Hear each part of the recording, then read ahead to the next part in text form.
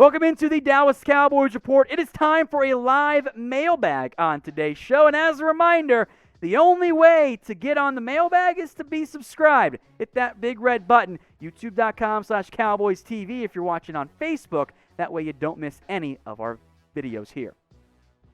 First up from Aiden, who should we draft in the second round? Ooh, good question. Best defensive player on the board or best offensive lineman? And I don't know who that's going to be. You know, I think Trevon Merrick from TCU might be there. You might find a good linebacker there. I would love it if like a Nick Bolton is on the board. Offensive tackle will probably have some intriguing guys, like maybe a Samuel Cosmi or a Liam Eichenberger, maybe even an Alex Leatherwood from Alabama. But it's a little early. I'm thinking defense or offensive line, though. Take your best player. From Zeno saying, if we lose Dak, do we just stick with Dalton? If you lose Dak Prescott, it's because you chose to not pay Dak Prescott. So at that point, you should rebuild and blow it up. Like, enter a rebuilding process because you're not going to win with Andy Dalton. And you're picking at 10, so honestly, maybe Trey Lance is there, who I don't think ends up being as good as Dak Prescott. Mac Jones, you could go with the Alabama kid. That's like having Jimmy Garoppolo, I think. I would honestly blow it up, rebuild, kind of get your cap fully reset, and try to win like 2 or 3 years from now. Like, that's what I think your options are. Pay Dak or enter a rebuilding stage. From Thomas N7, what is our cap space situation, and can we afford to sign Dak? Part of this depends on what the actual salary cap is set at. At last I checked for the Cowboys as related to their exact cap space situation, they're sitting at, let me double check my notes, right around $23 million based on the floor. And you go, that's not enough to pay Dak's franchise tag. You go, no. I go, no, it's not. But you know what? It's really easy to renegotiate contracts. You can create salary cap space truly out of thin air in the NFL. So regardless of what the cap situation is, you will always be able to afford Dak Prescott. You release some players, you restructure some guys' deals, you pay Dak Prescott, you get his cap hit down for 2021. Oh yeah, it's easy to afford him. Now, speaking of cap and free agency stuff, who is your dream free agent signing? You can give me any name in the comment section. Let me know what you guys think. I'm going to make this the pinned comment on today's video. So if you get the ad break here, help me feed my family, scroll on down, and get your votes in. From DeLunatic, what's more likely? We draft an offensive player at 10, or we bundle picks for another second or third rounder? Do you mean, because it's two different answers for me, do you mean trade up in round 1 with those second or third round picks, in which case it's definitely picking an offensive player at 10, or do you mean trade one of those day 2 picks and move up on day 2? It might be moving up on day 2, but I think offensive lineman at 10, depending on what happens with Tyron Smith, is an option. From Zachary Marquez, would Sutrain, Barmore, and Cisco be a good top 3 draft pick? Yes, it would. Also, I'm pretty sure that was literally one of our mid-season mock drafts. I'm very confident, or maybe it wasn't Cisco at the top of round 3, it was like their second round 3 pick, but I'm pretty sure I got all 3 of those guys in one of our 7-round mock drafts on the channel. I wouldn't bank on Barmore making it to your second round pick, however. All right, Cole Meyers. If Donovan Wilson is one starting safety, do you get a typical deep free safety or get a versatile one like Talanoa Hufanga at a USC in the 3rd round? If Donovan Wilson is one starter, I want a dynamic free safety. Look, I can play Wilson some reps at free safety, but if I bring in Hufanga to start, who I like, by the way, I like him as almost a strong safety dime linebacker hybrid, I'm still down to draft him outright, even in round 3, to have an extra sub-package guy. I still need a better free safety option. I don't want Donovan Wilson playing a full-time free safety role. I don't think that's what he's best at. I want him to play more of a strong safety, split safety guy. I need a rangy, deep guy. I don't think Hufanga's that guy either. All right, today's show is made possible by our sportsbook partner, BetUS. Head over to chatsports.com/bet. use that promo code you see on screen. That is Cowboys125. That gets you a 125% deposit bonus. So you can bet like I'm going to bet on this week's NFL playoff games. Or you know what? You can fade me instead if you want to go against me. I went 2 for 3 last week on my NFC picks, but the parlay failed because damn you, Seattle. But if you want to fade me, these are my picks. I'm in the black this year. Shout out Alabama. Put a bunch of money on them to cover the spread. Got me back going good there.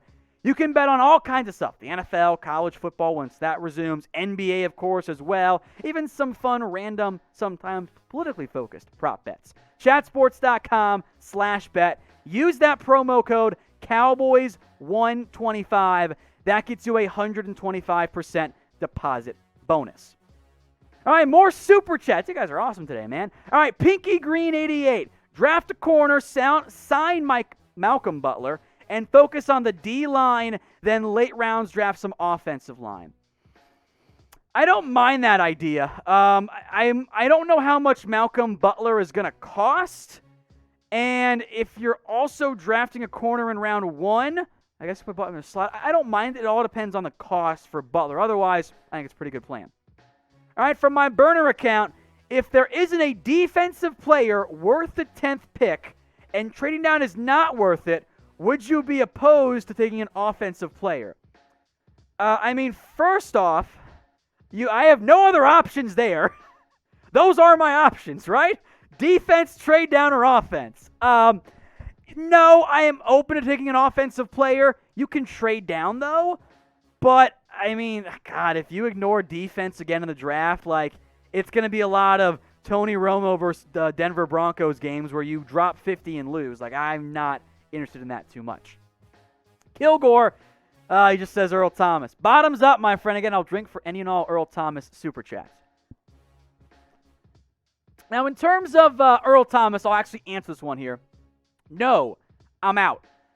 He is a locker room problem. And oh, by the way, perhaps you saw this, also now being more of an off-the-field problem because his soon-to-be ex-wife has gotten a restraining order against him because allegedly, so again, I'll throw that in there, allegedly, Earl Thomas got really drunk on Christmas and they were all over at her parents' house to keep the family together, and he broke a window and threatened her. Yeah, no, I'm out. I'm not interested. Again, allegedly, thank you, producer Brett. In the words of Mike McCarthy, also allegedly because it's cited by a former player, once your bullshit quota exceeds your production, you're gone. I think that's where we're at with Earl Thomas. From Zach Taylor, if Moore leaves for the Eagles, which I doubt will happen, would they go after Pederson? I actually don't hate that idea.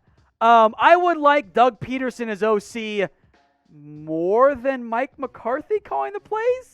I think I might actually like that one. So, again, at the end, I think you're right that Kellen won't leave for Philadelphia, but I wouldn't mind Doug Pederson as an option.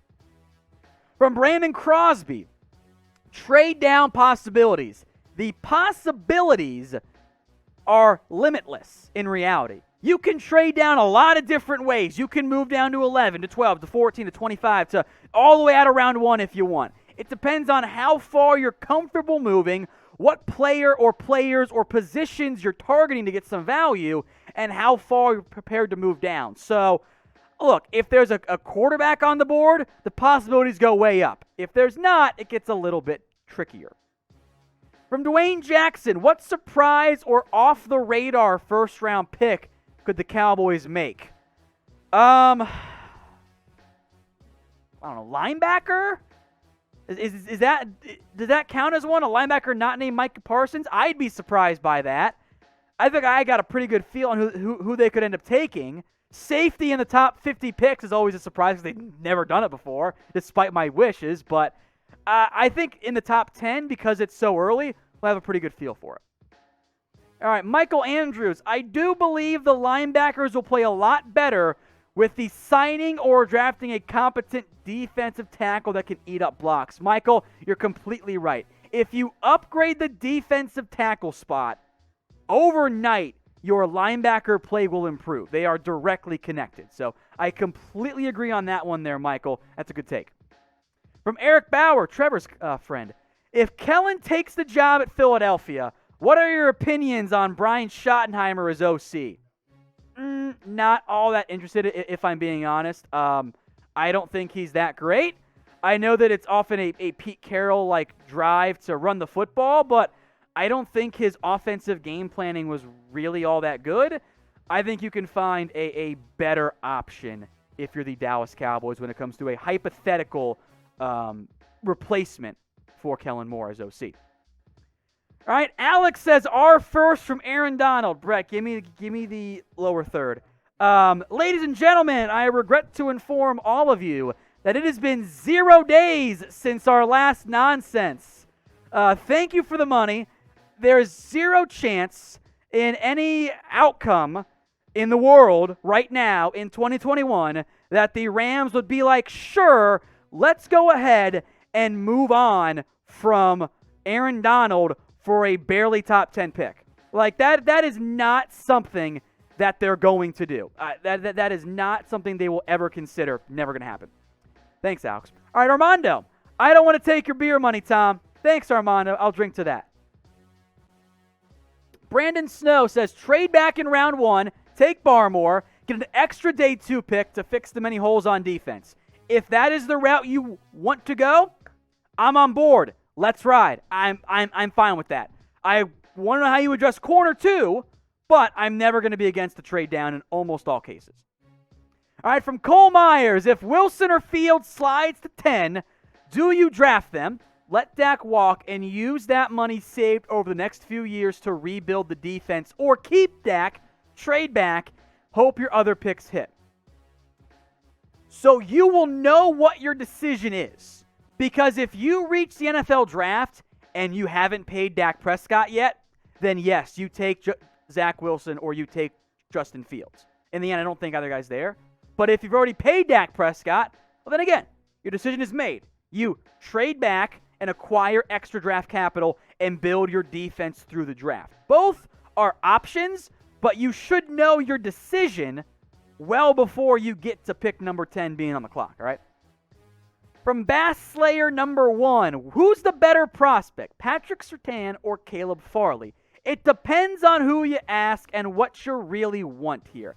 I like Caleb Farley a little bit more. Now, there's some risk involved there. Don't get me wrong.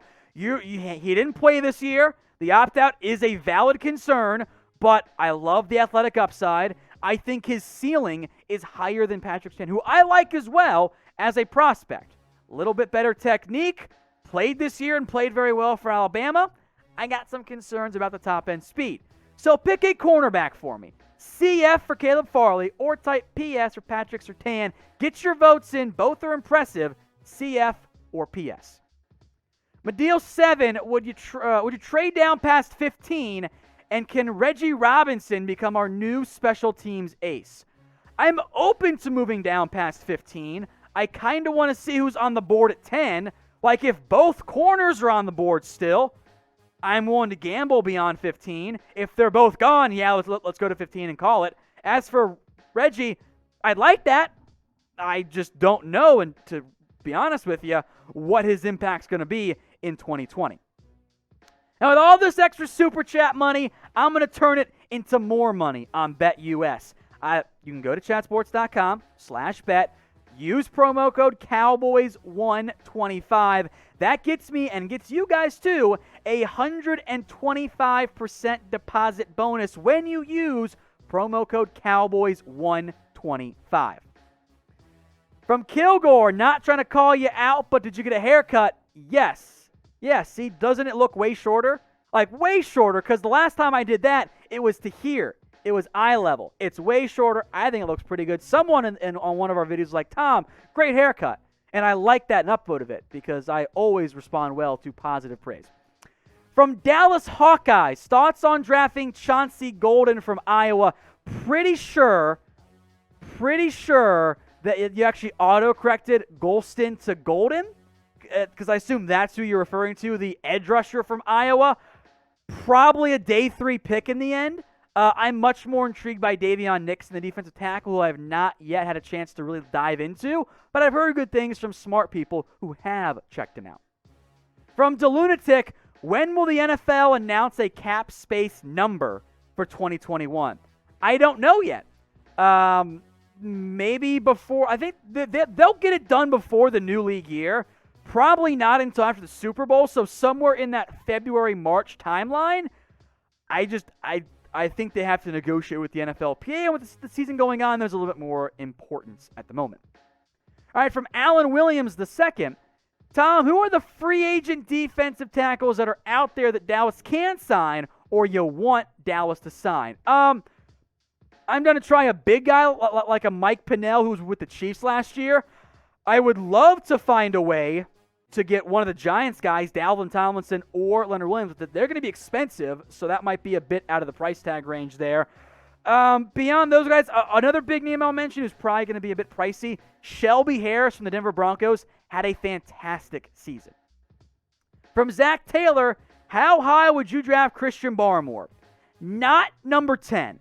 Barmore, we'll talk more about him on a future video, hint, is a interesting prospect because I gave him some round one buzz entering this year, and that buzz slid away because he wasn't starting the year that well. He was a bit banged up, had a knee injury. He was a potential flash guy based on last year's tape, and it was like, okay, this guy might take the leap. He didn't quite take the Quinnen Williams type leap, but the last 4 games or so, he was awesome. So there is risk involved there because you're almost taking him in round 1 based on potential and a 4-game success rate. But if you trade down in round 1 to the mid part, I'm open to that idea. It is not a great defensive tackle class overall. That's going to push him up as well.